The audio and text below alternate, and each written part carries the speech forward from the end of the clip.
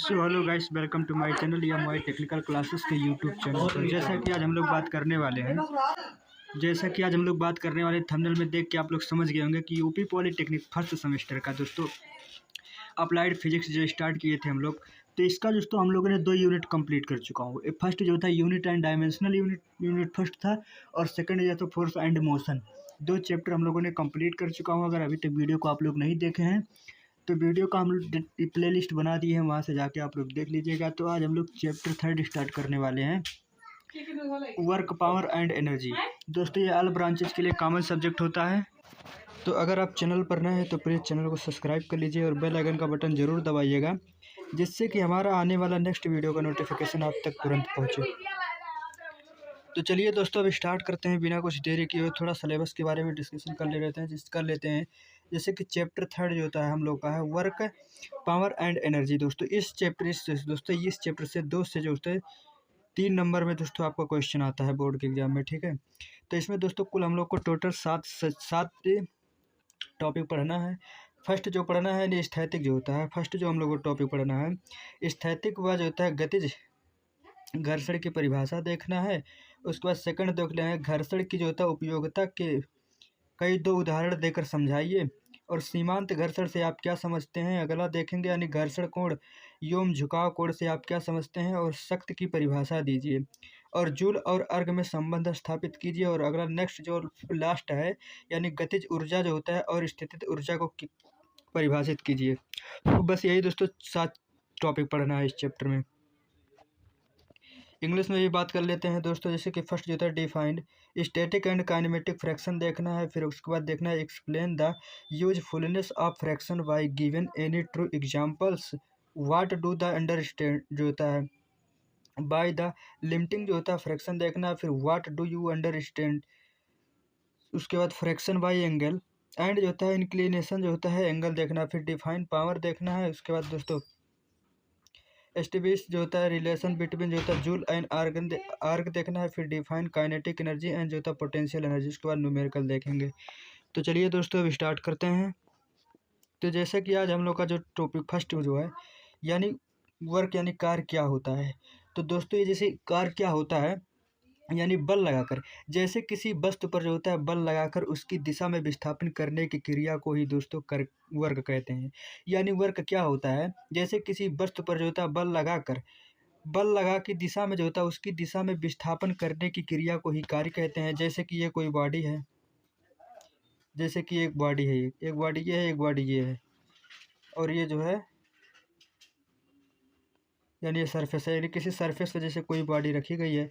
तो इस पर दोस्तों क्या करेंगे, अगर हम लोग फोर्स लगा के इसमें अगर जो होता है विस्थापन करने की क्रिया, यानी इसमें हम लोग जो होता है फोर्स लगाकर इसको जो होता है मूव करवा दे रहे हैं अगर ये बॉडी को, तो उसी को हम लोग वर्क कहते हैं। जैसे कि देख लीजिए ये व्यक्ति है, ये जो अक्का खींच रहा है, ठीक है, ये भी जो होता है वर्क ही कर रहा है। तो वर्क का डेफिनेशन क्या होता है, यानी बल लगाकर जो होता है किसी वस्तु को बल की दिशा में, यानी बल लगाकर किसी वस्तु को जो होता है बल की दिशा में विस्थापित करने की क्रिया को ही दोस्तों वर्क कहते हैं। इंग्लिश में देख लेते हैं।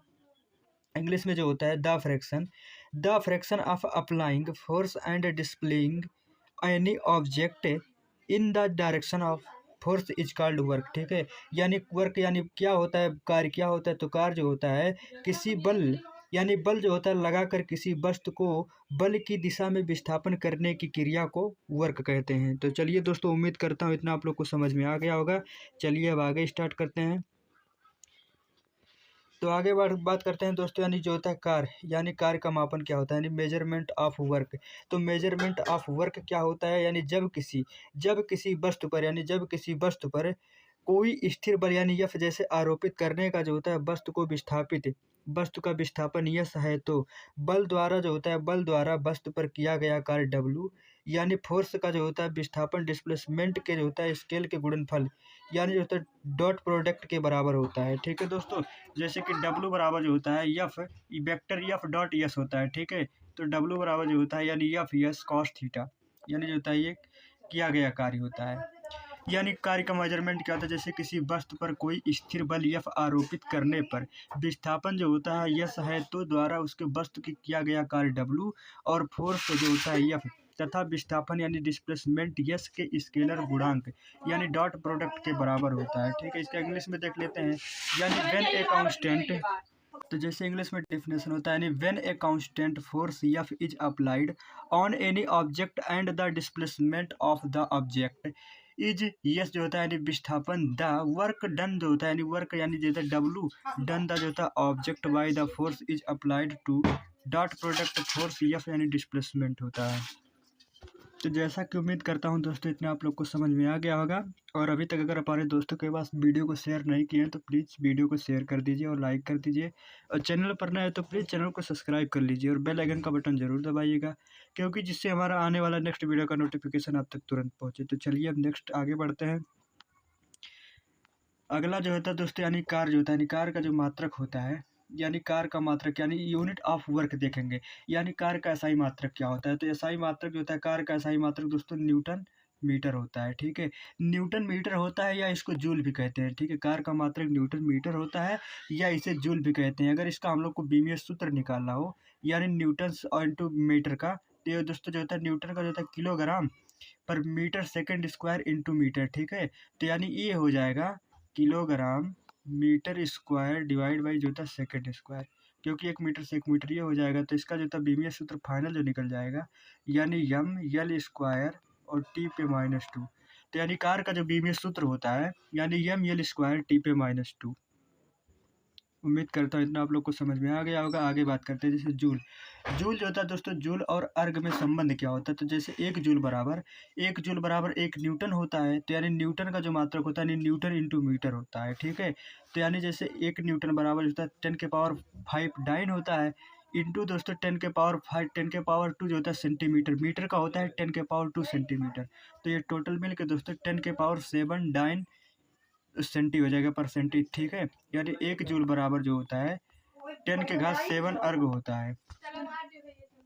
तो 1 अर्ग बराबर होता है 10⁻7।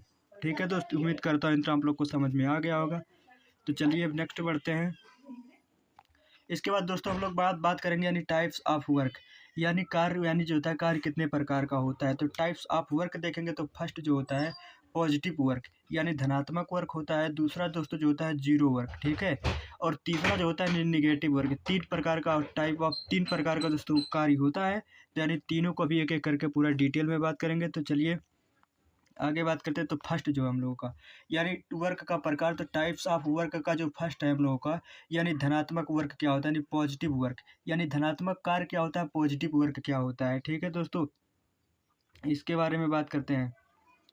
तो यानी ये जो होता है यानी थीटा का मान 0 जो होता है, थीटा का मान 0 अर्थात बल की दिशा तथा विस्थापन की दिशा एक ही जो होता है, एक ही हो तब कार्य का जो होता है मान जो होता है तब कार्य का मान धनात्मक होता है दोस्तों। यदि अर्थात थीटा का मान और जैसे बल की दिशा और विस्थापन की दिशा अगर एक ही तक कार्य करता है जो होता है एक ही हो, तब दोस्तों क्या होता है कार्य को जो होता है हम लोग धनात्मक कार्य कहते हैं। ठीक है, यानी धनात्मक कार्य क्या होता है यानी जब अर्थात जो होता है जैसे थीटा का मान 0 अर्थात जैसे बल की दिशा और विस्थापन की दिशा अगर एक ही हो तो कार्य जो होता है धनात्मक कहलाता है। ठीक है, एग्जाम्पल जैसे इंग्लिश में देख लेते हैं। जैसे if theta equal to 0 that is the direction of force and the direction of displacement are the same then the value of work positive. ठीक है, जैसे थीटा का मान 0 है तो डब्ल्यू बराबर एफ एस कॉस थीटा हो जाएगा।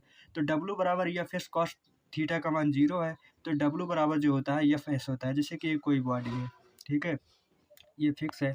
अगर इसमें हम लोग फोर्स लगाते हैं तो दोस्तों अगर ये विस्थापन हो जा रही है तो इसका जो होता है ये नीचे टू डिनोट करता है यानी विस्थापन, यानी इधर भी ये मूव कर सकती है इधर भी मूव करती है, यानी इसी दोनों तरफ ही मूव कर सकती है। ठीक है दोस्तों, उम्मीद करता हूँ इतना आप लोग को समझ में आ गया होगा। चलिए आगे बढ़ते हैं।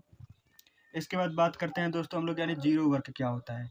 सेकंड नंबर पे जो होता है जीरो वर्क क्या होता है, यानी जीरो वर्क जो होता है दोस्तों जैसे थीटा का मान यदि थीटा का मान 90 डिग्री अर्थात बल की दिशा तथा विस्थापन की दिशा एक दूसरे के लंबवत, यानी बल की दिशा और विस्थापन की दिशा दोनों एक दूसरे के लंबवत जो होता है मान को ही शून्य कहते हैं। ठीक है, शून्य मान यानी शून्य कार्य या जो होता है जीरो वर्क कहते हैं। जैसे दोस्तों कोई 90 डिग्री पे बॉडी है, इसका एंगल जो होता है 90 डिग्री है, यानी ये जो होता है फोर्स को डिनोट करता है यानी विस्थापन को। ठीक है, तो इसका मतलब जैसे जो थीटा का मान जो होता है थीटा का मान 90 डिग्री होता है इसमें दिया गया कोण। ठीक है, तो डब्लू बराबर एफ एस कॉस थीटा, तो डब्लू बराबर एफ एस कॉस थीटा, तो थीटा का मान 90 डिग्री है तो डब्लू बराबर एफ एस ठीक है, और 90 का मान जो होता है 0 होता है, तो W बराबर 0 यानी वर्क 0 हो जाता है। तो इसका डेफिनेशन ये कहता है कि अर्थात बल की दिशा तथा विस्थापन की दिशा, अर्थात बल की दिशा तथा विस्थापन की दिशा एक दूसरे के, जैसे एक दूसरे के लंबवत हो तब कार्य को जो होता है शून्य मान जाता है। ठीक है, जैसे इसका इंग्लिश में देख लेते हैं, if theta equal to 90 degree